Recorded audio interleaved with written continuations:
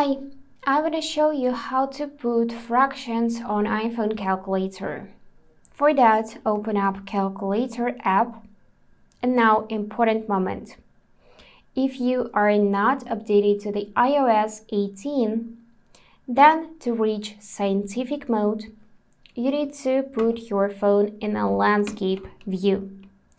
And for that, of course, make sure that you enabled auto rotation. To do this, go in your control center by swiping down from the top right and make sure that this lock icon is gray, so here you can see off. But if you are updated to the iOS 18 or later, then you need to tap this little calculator icon and switch to scientific mode. By the way, you can use it in the landscape mode too.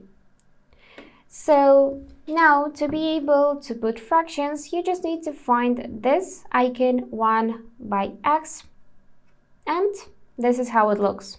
But firstly, you need to enter a number. For example, let's enter 9 and tap on this icon.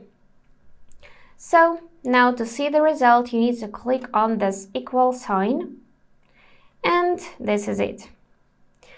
So here you can enter any number you want to, tap on the icon, tap on the equal sign, and check the result.